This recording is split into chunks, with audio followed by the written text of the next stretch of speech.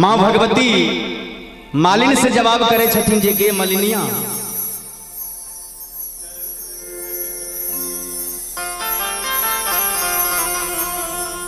आगे कौने बारी रोपल गए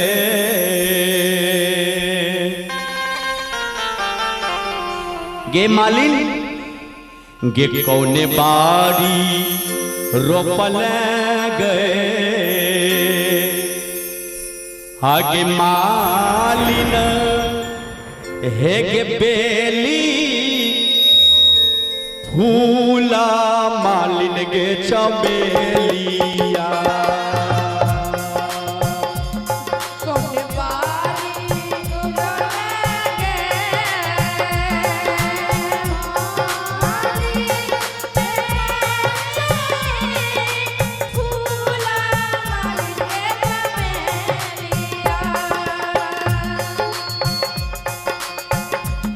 कौने बारी रोपल गए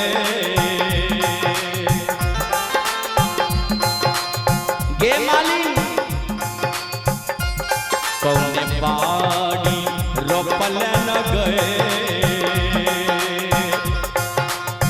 मालिन है गे पाँचों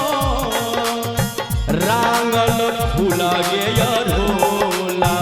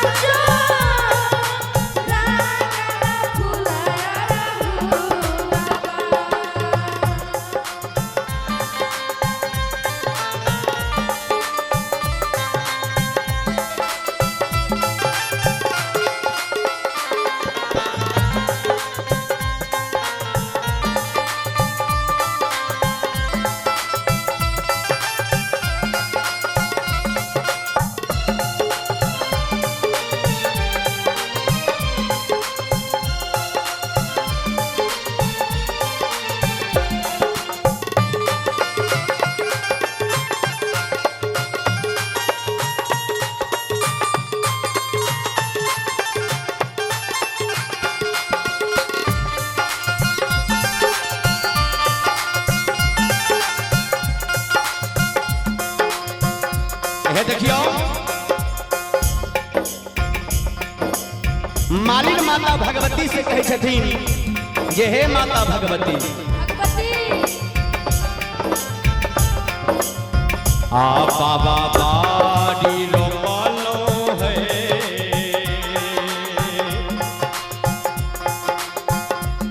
बाबा बाड़ी रोपलो भगवती मैया है बेली फूला मैया है चमेलिया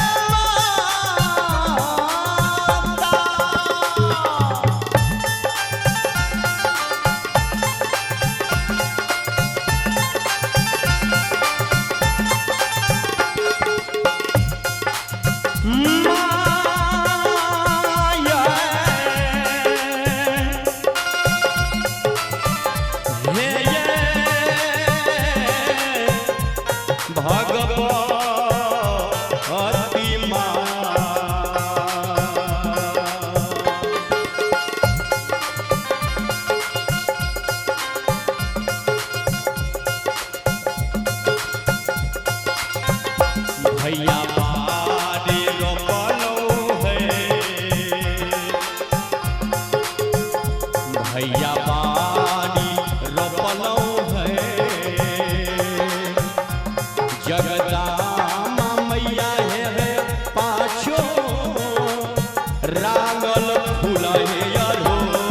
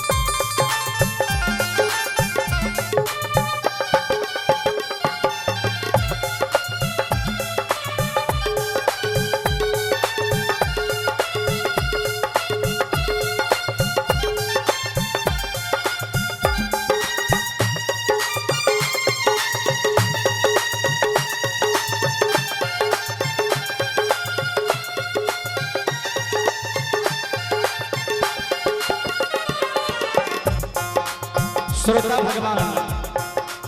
बाबू भैया सब, हे माता बहन सब, हे देखियो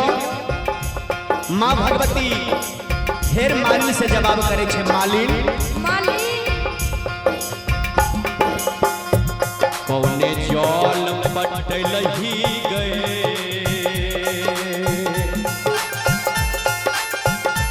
कौने जल पटलही गए, आगे मालिन हेगे एली, फूल मालिन गे चमेलिया।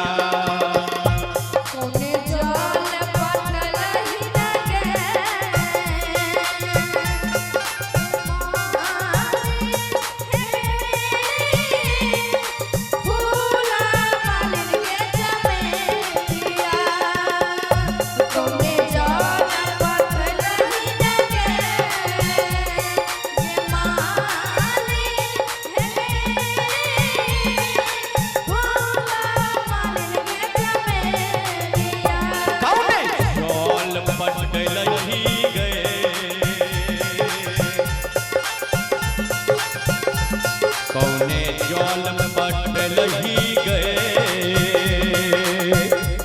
आगे मालिन हेगे पाँचो रांगल फूला गे यारो फुलावा।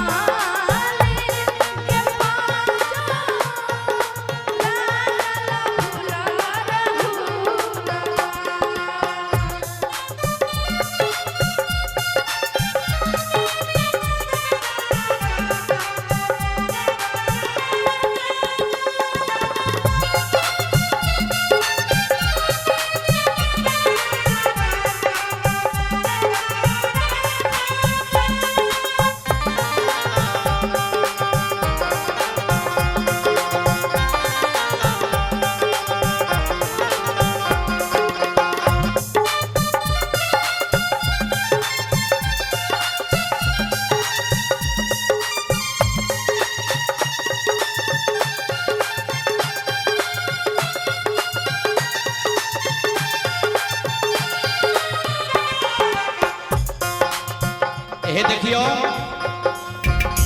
माता भगवती के अमृत रूपी वाणी सुन के मालिन दोनों को जोड़ के माँ भगवती से कही छे मालिन, हे हे माँ भगवती,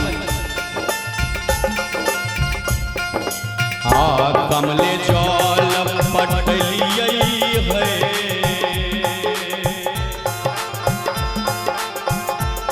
कमले जल पटलियै है, भगवती मैया है एली, फूल मैया है चमेलिया।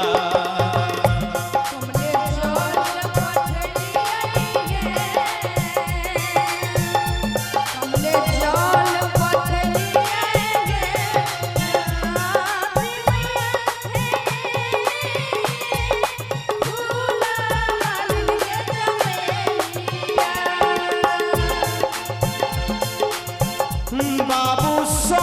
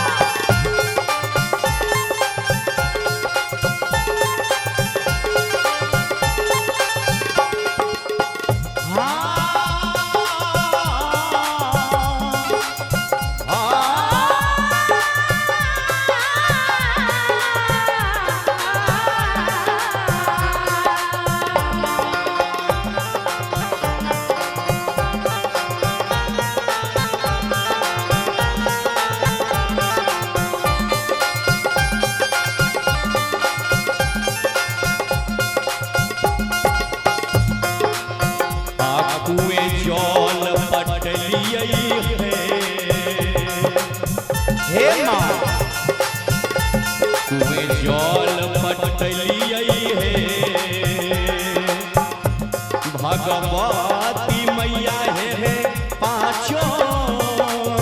रांगल फूला हे अरोला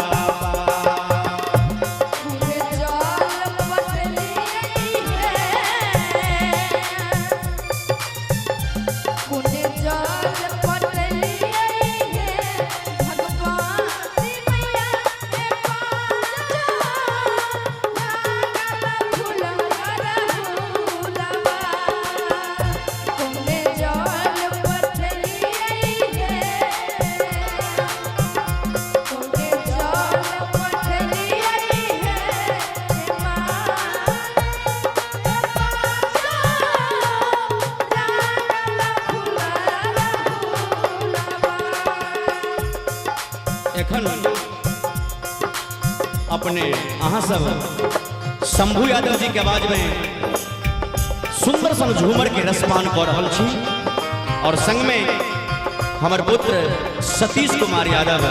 और हमर भतीजा नीतीश कुमार के आवाज में सुंदर सन झूमर के आनंद उठा रहल छी।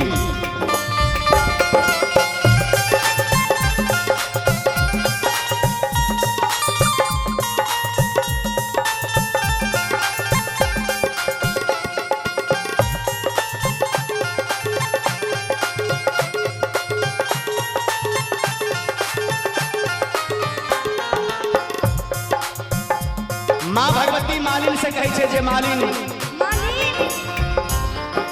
गे मालिन किनका गोहबर भेजल गए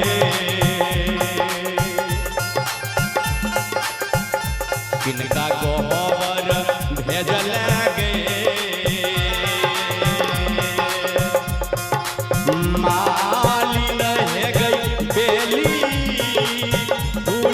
मालिन के चमेलिया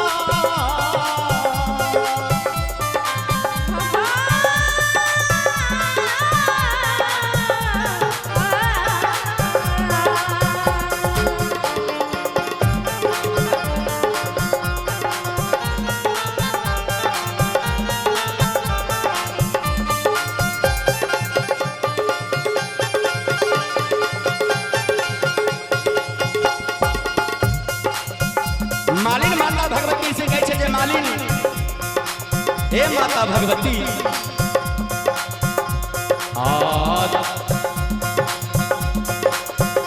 देवी गोहर भेजलौं हे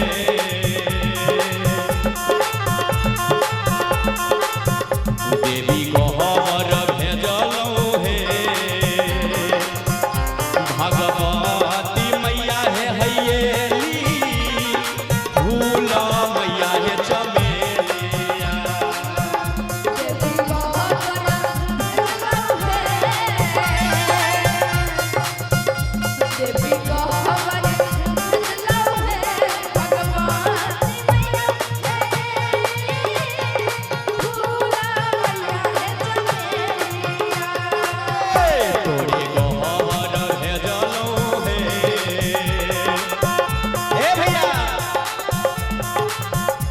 तोरे गह